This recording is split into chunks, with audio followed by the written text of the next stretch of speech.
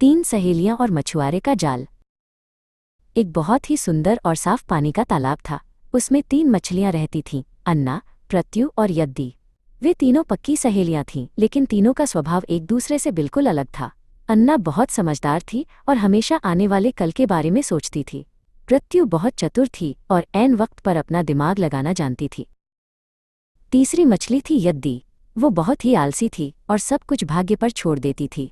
जब अन्ना और प्रत्यु आने वाले खतरों की बात करती तो यद्दी हंसकर कहती, अरे छोड़ो भी, जो किस्मत में लिखा होगा वही होगा, फालतू में चिंता क्यों करना।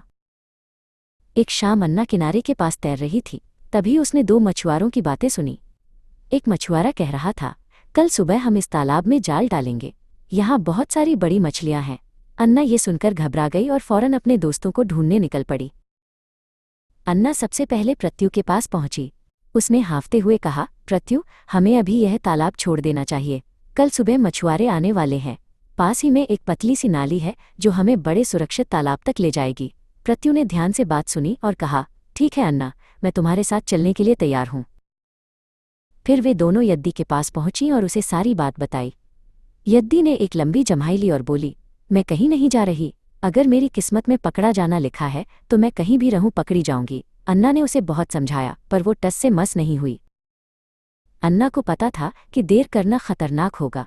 वो उसी रात सावधानी से तैरते हुए नाली के रास्ते दूसरे बड़े तालाब में चली गई। उसे दुख था कि उसकी दोस्त उसके साथ नहीं आई, लेकिन अपनी जान बचाना भी जरूरी था। अगली सुबह सूरज की पहली सुनहरी किरणें अभी तालाब के पानी को छू ही रही थीं कि अचानक छपाक की तेज आवाज हुई। मछुआरों ने अपना भारी जाल पानी में फेंक दिया था। पानी के अंदर हजारों बुलबुलों का शोर मच गया और रोशनी जाल की गहरी परछाइयों में छिप गई। प्रत्यु और यद्दी की नींद अचानक टूटी और उन्होंने घबराकर देखा कि ऊपर से रस्सियों की एक विशाल और मजबूत दीवार उनकी तरफ गिर रही है। जाल धीरे धीरे ऊपर खींचा जाने लगा। प्रत्यु और यद्दी बाकी मछलियों के साथ जाल में फंस गई थीं। यद्दी रोने लगी और बोली, हाय, मेरी किस्मत ही खराब थी। लेकिन प्रत्यु ने हार नहीं मानी।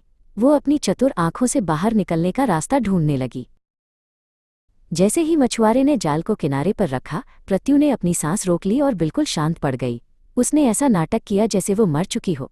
मछुआरे ने उसे उठाकर देखा और सोचा कि ये मछली तो बेकार है। मछुआरे ने प्रत्यु को बेकार समझकर वापस तालाब में फेंक दिया। दूसरी तरफ यद्दी अभी भी अपनी किस्मत को कोस रही थी और जाल में छटपटा रही थी। मछुआरे ने उसे अपनी बांस की टोकरी में डाल दिया। यद्दी की सुस्ती उसे भारी पड़ गई।